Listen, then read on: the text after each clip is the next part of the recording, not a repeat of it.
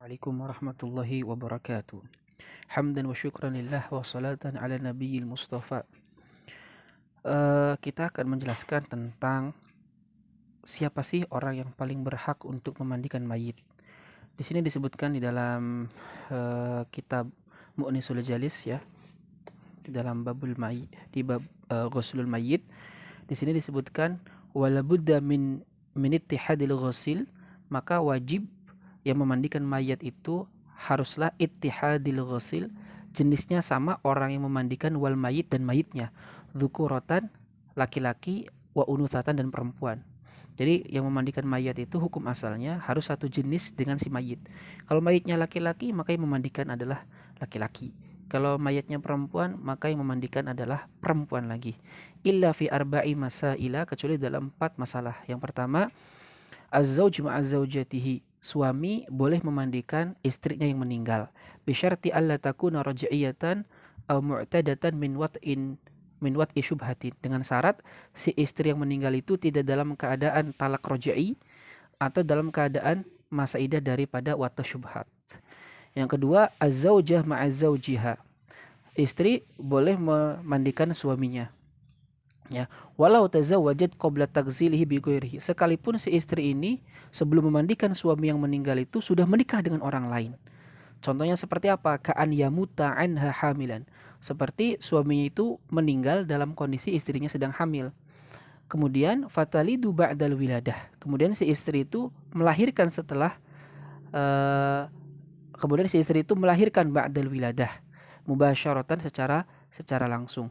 Faitazawwajaha akhirun, lalu langsung dinikahi oleh orang lain, qabla syuru'iha fil ghusli, sebelum si istri itu memandikan mayat si suaminya. Nah, itu boleh.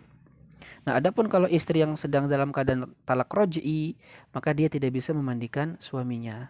Begitu juga si suami tidak boleh memandikan istrinya yang dalam keadaan talak roji. Begitu juga istrinya tidak boleh memandikan suaminya ketika si istri ini sudah dalam keadaan talak roji. Dan yang semisalnya juga adalah yang ditalak bain atau yang nikahnya fasakh atau dibatalkan. Yang ketiga adalah ar-rajul ma'a maharimihi an-nisa, laki-laki boleh memandikan perempuan yang itu termasuk mahram dia, wal mar'ah, dan perempuan ma'a maharimiha min rijal, perempuan juga boleh memandikan laki-laki kalau itu mahramnya. Yang keempat adalah ar-rajul ma'a saghiratin la tushtaha, boleh laki-laki memandikan mayat perempuan yang masih kecil yang belum menimbulkan syahwat, seperti umur 1 sampai 5 tahun. Begitu juga perempuan boleh memandikan anak kecil laki-laki yang belum menimbulkan syahwat, seperti ukuran 1 sampai 5 tahun. Nah, di sini ada urutan sebetulnya. Jadi al-aula bi taksil rijal, urutan yang paling utama dalam memandikan laki-laki itu ada 7 kurang lebih. Yang pertama adalah termasuk rijalul asobah minan nasab, termasuk laki-laki asobah dari kalangan nasab ya.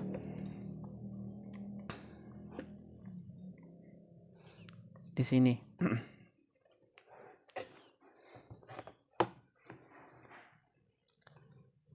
Nah, itu. Seperti didahulukan ayahnya, kemudian ayahnya ayah itu kakek, kemudian anak laki-lakinya dan seterusnya sampai bawah. Martabat kedua adalah laki-laki dari asobat dari orang yang memerdekakannya, ini enggak ada. Martabat ketiga adalah imam kaum muslimin atau wakilnya.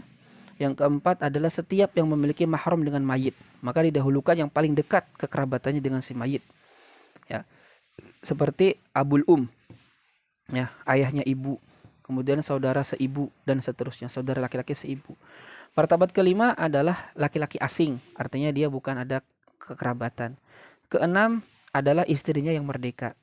Ketujuh adalah perempuan mahram dia, itu yang laki-laki. Sedangkan yang perempuan ya, yang ini itu ada 5 tingkatan. Yang pertama adalah kerabat perempuan dia dari yang mahram, maka didahulukan ibunya, kemudian ibunya ibu atau nenek, kemudian anak perempuan, kemudian anak perempuan atau cucu perempuan dari anak laki-laki, cucu perempuan dari anak perempuan, dan seterusnya. Nah, kemudian yang kedua kalau nggak ada juga adalah kerabat dia yang bukan mahram, seperti anak perempuan paman dari pihak ayah atau anak perempuan dari paman pihak ibu.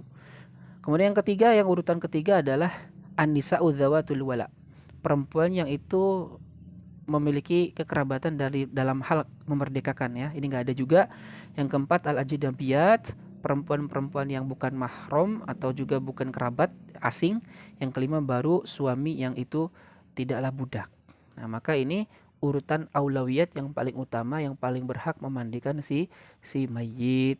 Maka selain orang ini tidak boleh selain itu memandikan mayit, dan haram hukumnya bagi orang yang tidak punya kekerabatan kemudian bukan mahram melihat mayit itu dimandikan, karena itu akan melihat auratnya si mayit dan itu hukumnya haram, tidak boleh. Wallahu a'lam bishawab.